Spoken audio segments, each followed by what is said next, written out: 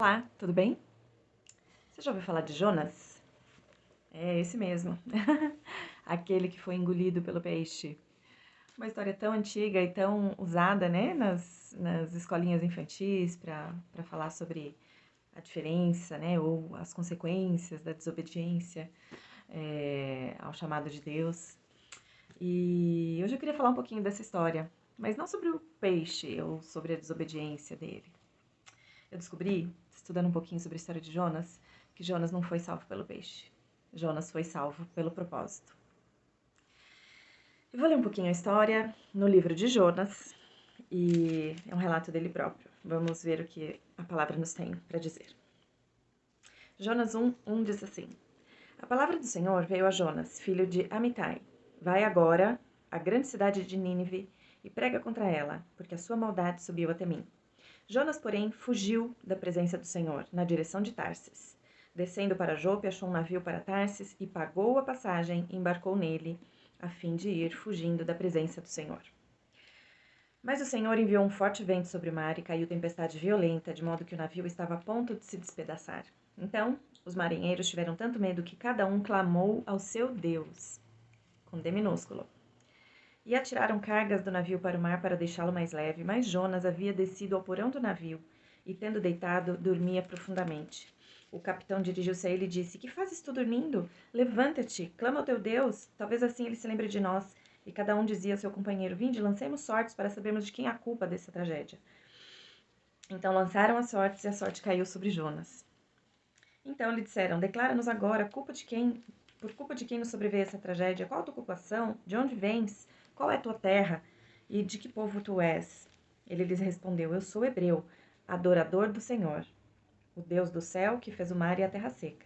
Então os homens ficaram com muito medo e disseram: Que é isso que fizeste? Pois os homens sabiam que ele fugia da presença do Senhor, com letra maiúscula, pois lhes havia contado. E ainda perguntaram: O que te faremos para que o mar se acalme? Pois o mar ia se tornando cada vez mais tempestuoso. Ele respondeu: Pegai-me e lançai-me ao mar, e ele se aquietará, pois sei que essa grande tempestade sobreveio por minha causa. Entretanto, os homens se esforçaram a voltar para a terra, mas não conseguiram, porque o mar ficava cada vez mais violento. Por isso, clamaram ao Senhor e disseram: Nós te rogamos, ó Senhor, que não morramos por causa da vida deste homem, e que não nos culpe pelo sangue inocente, porque tu fizeste o que te agrada, ó Senhor. Então pegaram Jonas, o lançaram no mar, e o mar cessou a sua fúria. Os homens então temeram ao Senhor com grande temor, e então ofereceram sacrifícios ao Senhor e fizeram votos. Então, como eu gosto desse então, já falei isso, né? O Senhor preparou um grande peixe para que engolisse Jonas, e ele ficou 3 dias e 3 noites no ventre do peixe. Antes de prosseguir, eu queria comentar um pouquinho do que aconteceu até aqui. Jonas, ele era um adorador do Senhor, como ele mesmo disse. A história conta que ele era profeta, filha do profeta Mitai. Ele era hebreu, ele era do povo escolhido. E Deus havia chamado ele para pregar para Nínive, que era a capital da Assíria, que era um povo inimigo dos hebreus. E depois, estudando um pouquinho, eu entendi que dentro de Jonas tinha aquele orgulho ferido de, poxa, Deus está me mandando para salvar aquela nação que luta contra nós, que é nossa inimiga, aquela nação que nos subjuga, né? Há alguns registros que dizem que essa fase de Jonas foi pós-exílio, né? Depois do exílio na Babilônia. Então era um povo que estava ressentido, magoado. E ao receber a ordem de Deus para ir pregar para eles, ele fugiu. Ele simplesmente achou que podia fugir da presença do Senhor. Mas não dá para fugir da presença do Senhor, né? O salmista Davi nos fala lá no Salmo 139, de novo esse salmo que é tão maravilhoso, né? Mas eu vou pular direto para o versículo 7, que diz assim: Para onde me ausentarei do teu espírito? Para onde fugirei da tua face? Se subo ao céu, lá estás. Se faço a minha cama no mais profundo abismo, lá estás também. Se tomo as asas da alvorada e me detenho com os nos confins dos mares, ainda lá me haverás de guiar a tua mão, e a tua destra me sustentará. Se eu digo: As trevas com efeito me cobrirão, e a luz ao redor de mim se fará de noite, até as próprias trevas não te serão escuras. As trevas e a luz para ti são a mesma coisa. Ou seja, Jonas conhecia esse texto. Ele sabia que não podia se ausentar da presença do Senhor. Ele sabia que não podia fugir da presença do Senhor. E o comportamento dele foi justamente de fuga. Ele se enfiou no porão do navio e ele dormiu. Quantos de nós já não fizeram isso? No meio dos problemas, você dorme para fugir. No meio da depressão, da tristeza, do medo, da raiva, dos inimigos, você dorme, ao invés de fazer o que precisa ser feito.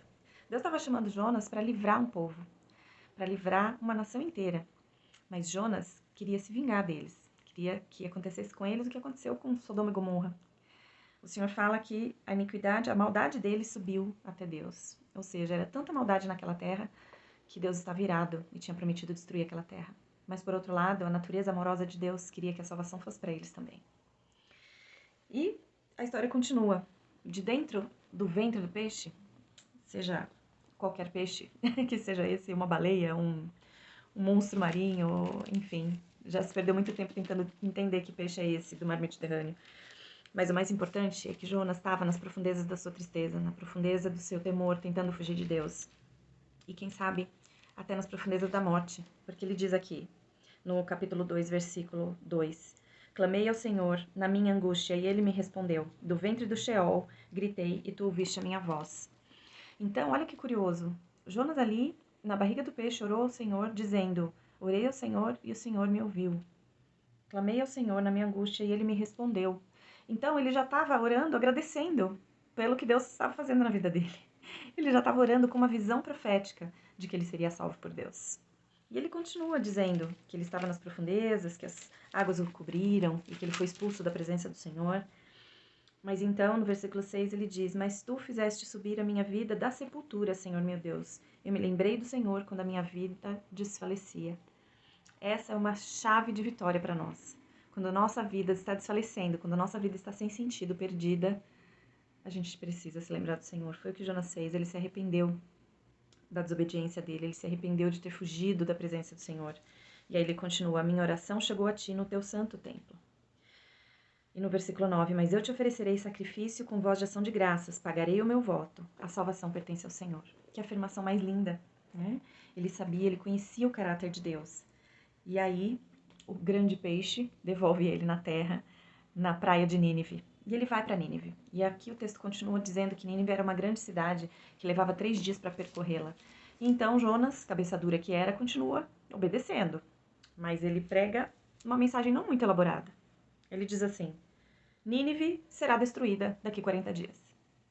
Você acha que uma pessoa cheia de amor, cheia da pregação, tentando convencer o próximo do seu pecado, você acha que ele entregaria uma palavra assim tão tosca, tão grosseira, tão rudimentar? Daqui 40 dias essa cidade será destruída. Mas, veja, a cidade ficou tomada de temor. Todo o povo creu no Deus Altíssimo que tinha enviado Jonas ali. E, inclusive, o rei decretou que, no capítulo 3, versículo 7, então fez uma proclamação e publicou em Nínive, por decreto do rei e dos seus nobres, que nem homens, nem mulheres, nem animais, bois, ovelhas, nem coisa alguma coma nem beba água, mas que sejam cobertos de pano de saco, tanto homens como animais, e clamem com fervor a Deus, com D maiúsculo. E cada um converta o seu coração do seu mau caminho e da violência das suas mãos, e talvez Deus se volte e arrependa-se e afaste o furor da sua ira, de modo que não morramos. Eu fiquei pensando a respeito disso. Os assírios eram um povo muito violento, era um povo bárbaro, era um povo odiado pelos hebreus. Era um povo duro. E Deus, naquele tempo de profetas, onde existe o profeta Amós, o profeta Naum, todos eles falaram ali, levaram mensagens para Nínive. Mas Deus pegou cabeça dura, com a mensagem dura, para levar a salvação para um povo duro. O propósito de Jonas era levar a salvação para aquele povo. Mas Deus não levou ele polido, não levou ele preparado, não levou ele com curso de teologia, com a Bíblia e seu TCC debaixo do braço. Deus levou ele do jeito que ele estava.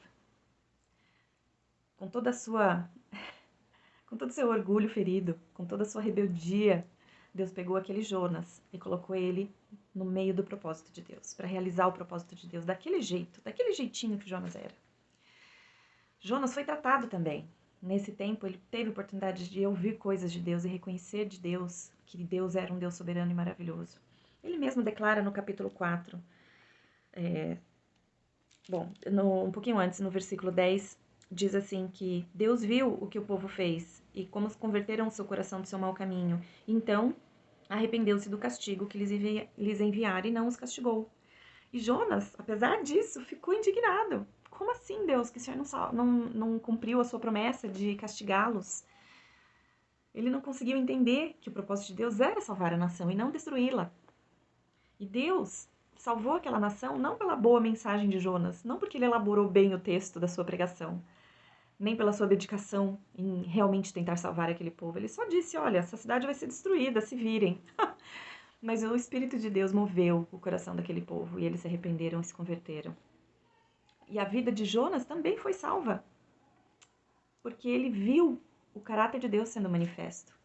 E os marinheiros também foram salvos, porque eles viram o poder de Deus tocando no mar e fazendo todo aquele rebuliço. E eles entenderam que os seus deuses não foram capazes de salvá-los. Eles foram salvos também pelo grande milagre que eles viram acontecer de a tempestade cessar quando Jonas foi jogado do barco. Então, o propósito de Deus, ele se fez perfeito e se cumpriu na vida dos marinheiros, na vida do povo de Nínive e na vida de Jonas. Mas Deus usou a vida de Jonas como ele era. Então, muitas vezes a gente fica tão preocupado não, eu não posso ir na igreja, eu não posso me converter, não posso ser assim tão certinho com Deus porque eu tenho muitos pecados, ou porque eu tô todo torto, ou porque eu tenho essa mágoa, essa e outra coisa. Gente, venha como está. Deus quer te usar para influenciar as pessoas, para cuidar das pessoas, para ser instrumento da abundância de Deus, da prosperidade, da salvação de Deus, como ele fez com Jonas, do jeitinho que Jonas era. E olha que curioso, no capítulo 4 do livro de Jonas, Jonas ele reconhece todo esse caráter amoroso de Deus. E ele diz assim, Jonas ficou, no versículo 1, extremamente contrariado e furioso, e orou ao Senhor, Senhor, não foi isso que eu disse quando eu estava ainda na minha terra? Por isso é que eu fugi depressa para Tarsis, pois sabia que és Deus compassivo e misericordioso, paciente e cheio de amor, e que te arrependes do mal. Jonas sabia que Deus era um Deus amoroso e que ele se comove, se compadece daqueles que se arrependem. Ele conhecia esse caráter de Deus. Foi por isso que ele fugiu, porque ele não queria levar a salvação para Nínive, ele não queria que eles sofressem. Mas Jonas não levou essa mensagem de amor para Nínive. Jonas não chegou lá pregando, dizendo Deus é um Deus compassivo, amoroso, tardio em irar, se arrependam, ele pode salvar vocês. Não, ele levou a palavra mais dura, porque era essa palavra dura que eles precisavam ouvir. Então, Deus ele levou o profeta certo, na hora certa, para levar a mensagem certa para aquele povo, para que eles pudessem ser salvos.